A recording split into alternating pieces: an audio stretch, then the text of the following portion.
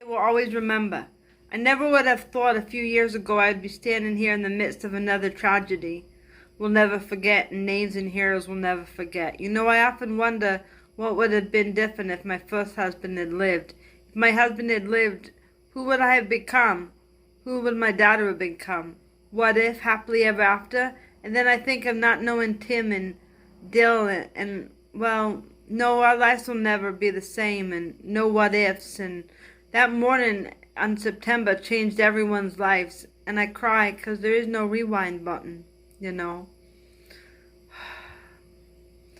Oh, no rewind. No. My husband is in bed. He's 50 years old and looks very tired. He looks at a picture of me and Dylan and Joey on his bedside table and coughs, and he gets up and slowly tries to go to the photo albums, and our daughter holds him. And he gets out of bed slowly and he walks there with her and flips through the pages, and his fingers touch the photographs, and he sees a baseball glove and soccer ball and fingers a photo of me. And then he starts to cough and gets up slowly and goes back to bed. He turns and grabs the photo, and as he looks through the photo album, fingering each one by one like it's the last time. Fell in love with you right away. But you told me your circumstances were different.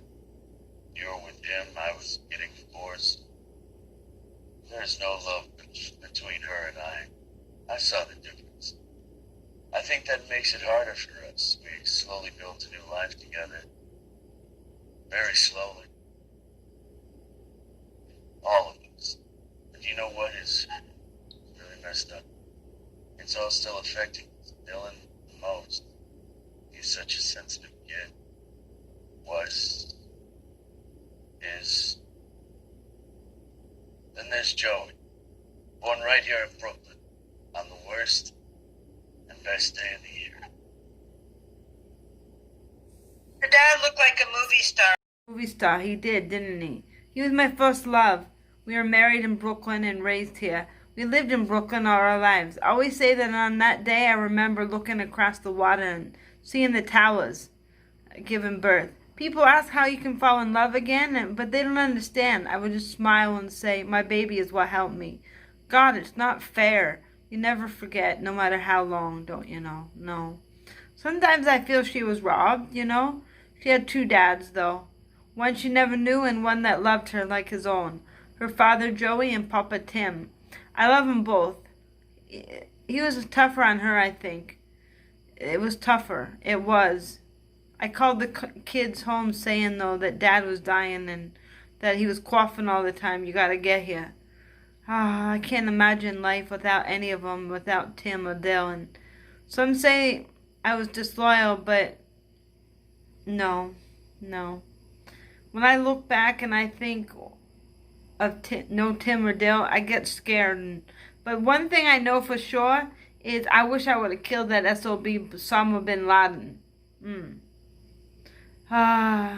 These are the things I think about when I'm alone now.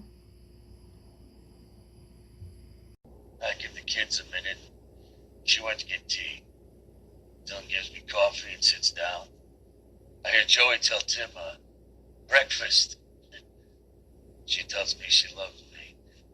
I glance at a photo album. I see Joey eating cake at 1 year old. Dylan's first day of school. I know which photo book they are just by looking at them.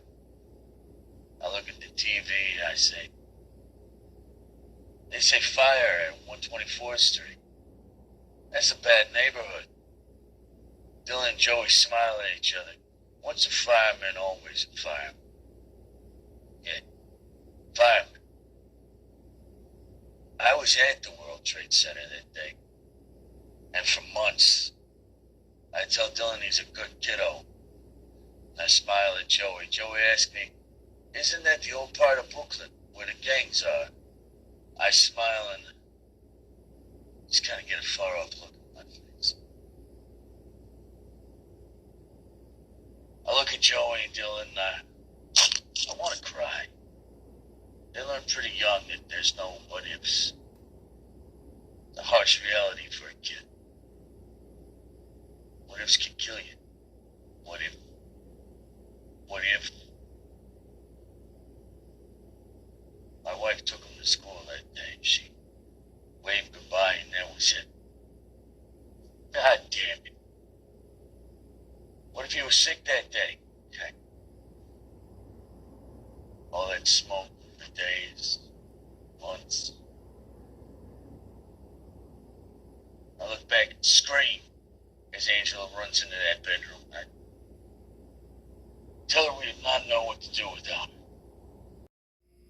Why is it that I outlove the love of my life? I asked him, and he smiles and says, because we wouldn't know what to do without you, he says. Now 3 people we know are gone. They took 3 people that we loved. Too much. Now 3 people are in the shadows. More. Now we have another in the shadows. Gone but never forgotten. Gone to God. Love you, babe.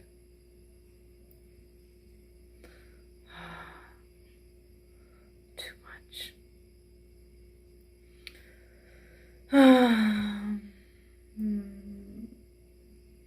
So now we stand today at the memorial and watch the lights. It's quiet, no crowds are allowed, but I still come because we'll never forget those people on that morning when our lives changed forever. How can we? They are in the children we see, and going to the airport and just living.